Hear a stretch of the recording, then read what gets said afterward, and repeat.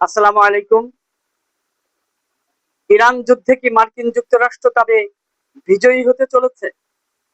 কথাটি বেশ হাস্যকর মনে হচ্ছে, অপ্রাসঙ্গিক বা অযৌক্তিক মনে হচ্ছে। আমরা যদি একটু খোলামেলা আলোচনা করি এই বিষয়ে, তাহলে একটি পরিষ্কার ধারণা হয়তো পাওয়া যাবে। মূলত ইরানে মার্কিন যুক্তরাষ্ট্রের চাওয়াটা ছিল কি? আমরা যদি সেই দিকটা একটু দেখি, তাহলে আরো পরিষ্কার হয়ে যাবে। ইরানে মূলত মার্কিন যুক্তরাষ্ট্রের চাওয়া ছিল মোটা দাগে দুই তিনটি চাওয়া, আরো আছে, কিন্তু মোটা দাগে দুই থেকে তিনটি চাওয়া। এক, ইরান যেন কোনোভাবেই পরমাণু অস্ত্র তৈরি করতে না পারে। অর্থাৎ মার্কিন যুক্তরাষ্ট্র কোনোভাবেই চায় না পারমাণবিক রাষ্ট্র হিসাবে ইরান আত্মপ্রকাশ করুক। এই কারণে ইরানের উপরে বিভিন্ন সময়ে স্যাংশন আরোপ করে এসেছে। নিষেধাজ্ঞার জালে জর্জরিত ছিল প্রায় ইরান, কিন্তু তারপরও ইরানকে এই টার্গেট বা ভীষণ বা মিশন থেকে লক্ষ্যচ্যুত করা যায়নি। পরবর্তীতে মার্কিন যুক্তরাষ্ট্র দ্বিতীয় আরেকটি চেষ্টা করেছে, আরেকটি পরিকল্পনা করেছে, সেটি হচ্ছে ইরানের রেজিম পরিবর্তন করা। আমরা জানি আয়াতুল্লাহ আলী খামেনিকে হত্যার ঠিক কিছুদিন আগে কিন্তু ইরানে একটি বিপ্লব হয়েছিল। সে বিপ্লবটি ব্যর্থ হয়েছে, কিন্তু তারা কিন্তু এই চেষ্টাটা করেছে। এর উদ্দেশ্যটা মূলত কেন কেন ইরানকে পরমাণু পরমাণু শক্তিধর রাষ্ট্র হিসাবে গড়ে উঠতে দিচ্ছে না মার্কিন যুক্তরাষ্ট্র? কেন বারবার ইরানের রেজিম পরিবর্তন করতে চাচ্ছে মার্কিন যুক্তরাষ্ট্র? এর মূল কারণটা হলো মধ্যপ্রাচ্য।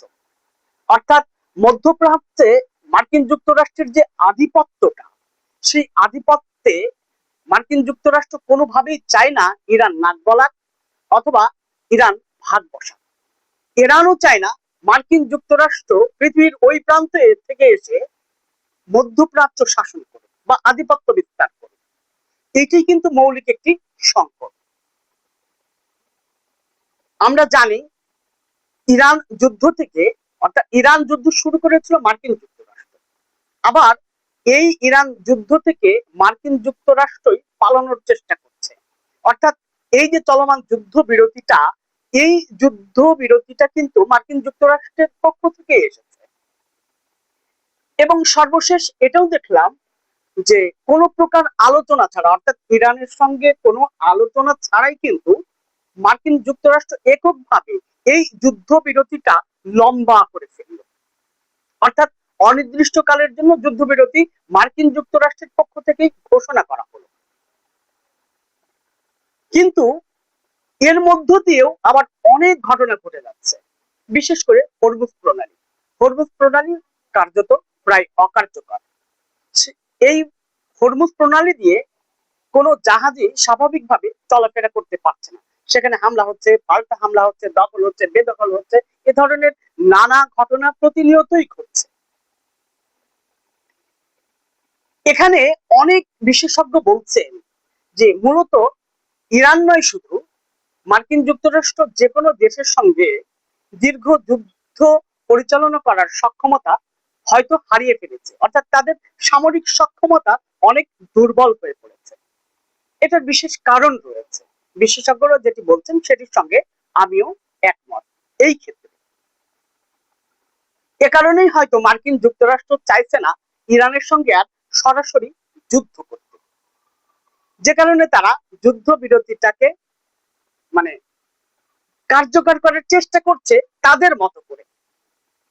সেটি আলোচনা হোক বা না হোক, আলোচনার মাধ্যমে হোক বা আলোচনার বাইরে হোক, তারা কিন্তু এটি আরেকটু লম্বা করলো, অর্থাৎ যুদ্ধ বিরতিটাকে লম্বা করছে। এর পেছনে নিশ্চয়ই কোনো কারণ রয়েছে, আগেও বলেছিলাম। সেই কারণটা যদি আমরা একটু বিশ্লেষণ করি, ইতিমধ্যেই আমরা তার কিছু সিমটম দেখতে পাচ্ছি ইরানে। অর্থাৎ মার্কিন যুক্তরাষ্ট্রের যে দ্বিতীয় টার্গেট, যেহেতু তারা ইরানের সঙ্গে সরাসরি যুদ্ধে কিছু করতে পারছে না, অর্থাৎ ইরানকে দমানো যাচ্ছে না, তাহলে তারা দ্বিতীয় যে টার্গেটটি ছিল, অর্থাৎ ইরানের যে রেজিম পরিবর্তনের টার্গেট, সেটি হয়তো আরো শক্তিশালী করার সম্ভাবনা রয়েছে। কেন বলছি এই সম্ভাবনাটাকে উড়িয়ে দেওয়া যাচ্ছে না? ইতিমধ্যেই আমরা জানি মার্কিন যুক্তরাষ্ট্রের সঙ্গে যে চলমান আলোচনার কথাবার্তা চলছে, সেই আলোচনাকে কেন্দ্র করে ইরানের মধ্যে হঠাৎ করে মতপার্থক্য দেখা দিল, অর্থাৎ বিভক্তি দেখা দিয়েছে। এখানে সুস্পষ্টভাবে বোঝা যাচ্ছে ইরানের মধ্যে এখন দুটি পক্ষ হয়ে গেছে। একটি পক্ষ চাইছে মার্কিন যুক্তরাষ্ট্রের সঙ্গে আলোচনার মাধ্যমে সংকট সমাধান করার, পক্ষান্তরে আরেকটি পক্ষ চাইছে না, মার্কিন যুক্তরাষ্ট্র এবং ইসরায়েলের সঙ্গে চুক্তি বা আলোচনা করে কোনো স্থায়ী সমাধান হবে না।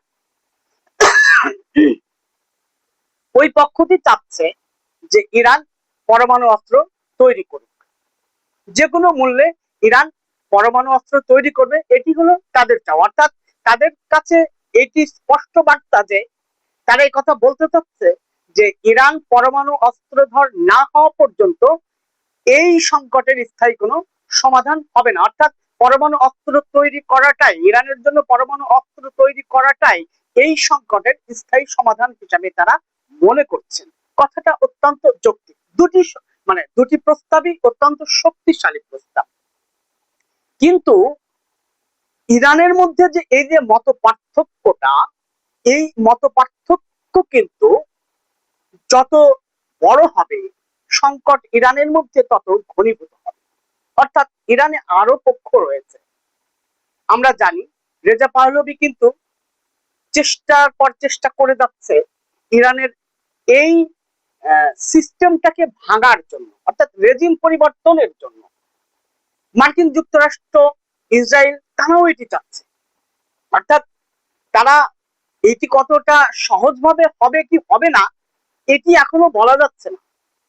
যদিও যেহেতু ইরান তাদের সার্বভৌমত্বের প্রশ্নে আপোষ করে না, কিন্তু ভিতরের দ্বন্দ্বটা যদি লম্বা করা যায়, শক্তিশালী করা যায়, কারণ ইতিমধ্যেই আমরা জানি আয়াতুল্লাহ আলী খামেনি নেই, তার স্থলাভিষিক্ত হয়েছে তার ছেলে মুস্তফা খামেনি।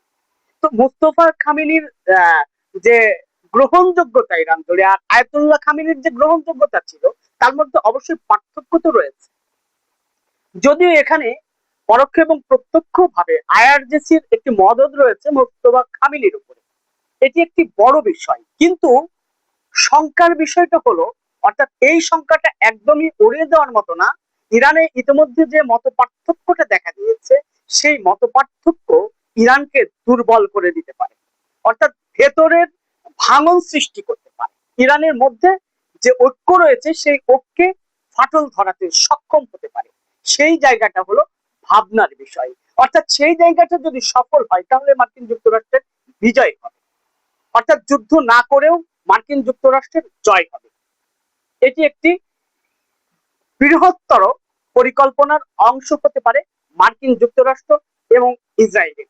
আগামী দিনে দেখার বিষয় হলো ইরান এই মার্কিন যুক্তরাষ্ট্রের সঙ্গে যে চলমান যুদ্ধ রয়েছে সেই যুদ্ধে কতটা ইউনাইটেড থাকতে পারবে, অর্থাৎ নিজেদের ভেতরে সমঝোতার পরিমাপটা কত বড় হবে। সেটি যত কমে আসবে মার্কিন যুক্তরাষ্ট্র এবং ইসরায়েলের জন্য ততটা সহজ হবে এই যুদ্ধে এগিয়ে থাকা। এতক্ষণ যে আলোচনাটা করলাম, আমার মনে হয় এই আলোচনাটা একেবারে ফেলে দেওয়ার মতো না। যদিও সেটির কোনো সম্ভাবনা এই মুহূর্তে নেই, মতপার্থক্য থাকতেই পারে, কিন্তু মতানৈক্যে অটল থাকাটা খুব কঠিন বিষয়। বিশেষ করে ইরানের সার্বিক পরিস্থিতি এই মুহূর্তে বেশ একটা ভালো না, এটাও আমরা জানি। অর্থনৈতিক অবস্থা, তারপরে যুদ্ধ বিধ্বস্ত একটি রাষ্ট্র, তারপরে সে দেশের নেতৃত্বের সংকট রয়েছে, সবকিছু মিলিয়ে এই জায়গাটা টার্গেট করতে পারে মার্কিন যুক্তরাষ্ট্র বা ইসরায়েল। আর সেই টার্গেটটি যদি সফল হয় তবে মার্কিন যুক্তরাষ্ট্রই সফল হবে। আশা করি মার্কিন যুক্তরাষ্ট্রের এই পরিকল্পনাটাও ভেস্তে যাক, অর্থাৎ ইরান আরো শক্তিশালী হোক, মতানৈক্যে পৌঁছক এবং মার্কিন যুক্তরাষ্ট্র ইসরায়েলের বিষ দাঁত ভেঙে দিক। এটি আমাদের কামনা, এটি আমাদের প্রত্যাশা। আজকের আলোচনা এই পর্যন্তই। ভালো থাকবেন।